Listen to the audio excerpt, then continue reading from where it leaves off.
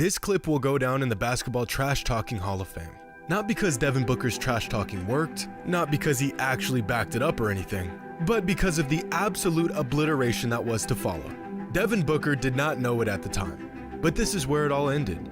A video taken moments before disaster.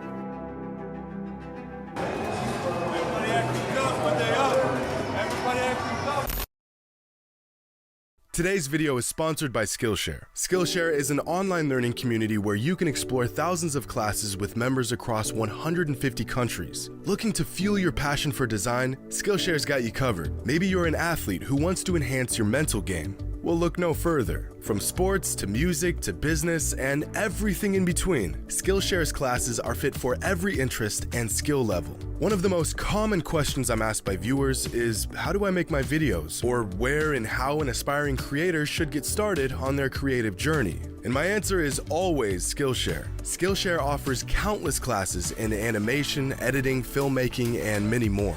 I've been creating videos for years now, and to this day, I continue to use Skillshare to sharpen my craft. Skillshare is ad-free, so you can stay in the zone while exploring new skills. And with new premium classes launching each week, there's no limit to what you can learn and explore. And to help y'all get started, Skillshare is offering a 1-month free trial to the first 1,000 people to click the link in the description. Check out Skillshare and take the next step in your creative journey today. This is the text my brother sent me just moments before witnessing the biggest playoff basketball monstrosity I've ever seen in my entire life. I didn't believe him, so I had to tune into the game myself. And sure enough, there it was. Oh boy. In what world is this even possible? A record-breaking 64-win Suns team, fully healthy, is getting dog-walked in a Game 7 with their season on the line. Okay, well, I wasn't able to watch the first half, so I'm assuming those measly 27 points had to have come from Chris Paul and Devin Booker. I mean, there's no way they just didn't score. So, after all that trash talking, all that hooping and hollering, after going up 2-0 in the series, this was the best the Suns had to offer? A couple weeks ago, I made a video about how the Nets, and specifically Kevin Durant, had one of the worst playoff meltdowns in recent history. But, we got a new contender. Of all the players in this year's playoffs, Chris Paul had possibly more to prove than anyone else. After a career of bad luck and, quite frankly, bad playoff performances, NBA fans were eager to see if he could lead his team to the NBA Finals again and redeem himself for their collapse last season against the Bucks. But at this point, we should have known better. Fool me once, shame on you. Fool me twice, shame on me. Lose an NBA record 7 consecutive Game 7s, and shame on everyone. Why am I even watching at this point? But it's one thing for Chris Paul to fall apart in a Game 7. For one reason or another, he's been doing it his entire career. But the entire Suns roster, how does the 1 seed, the best regular season team in the NBA, fall apart this badly with their season on the line?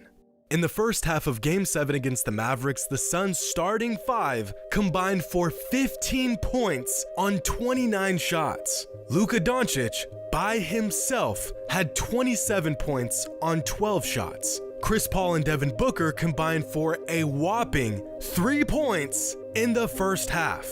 3 points. Even worse, those 3 points came from the foul line. Neither of them made a single shot. By the end of the game, the Suns' starting 5 mustered up just 37 points in 143 minutes on the court. Luka put up 35 points in just 30 minutes. I don't think I've ever seen an NBA game in my entire life that was over halfway through the second quarter. The only reason why Luka didn't drop a 50-point triple-double on these boys was because the man was on the bench by the third quarter, prepping for the Warriors in the next round. In this series featuring the Suns and the Mavericks, Luka had more points than pure scorer Devin Booker, had more assists than league-leading assist man Chris Paul, had more rebounds than 7-foot center DeAndre Jordan, and had more steals than Defensive Player of the Year runner-up Mikal Bridges. The man beat the Suns so bad, the franchise had to write an apology letter to their fans. Devin Booker spent the 2022 NBA season building a solid MVP campaign, having the best season of his career. And yet, somehow, when it mattered most, Booker put together the worst playoff game of his entire career.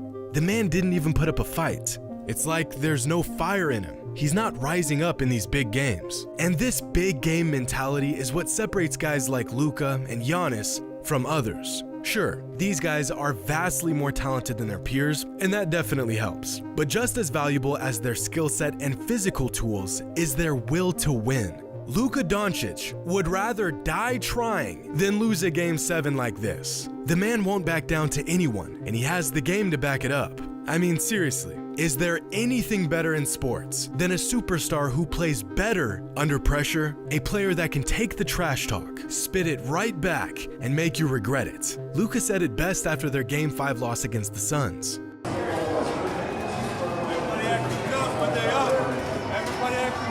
Do you know how confident you have to be to say this out loud after going down 2-3 in the playoffs? This killer mentality, almost like a basketball hitman, taking names and seeking revenge, is something you are either born with or you aren't. Players like Luka, Giannis, Jimmy Butler, Ja Morant are all cut from the same cloth as guys like Michael Jordan, Kobe Bryant, and Larry Bird.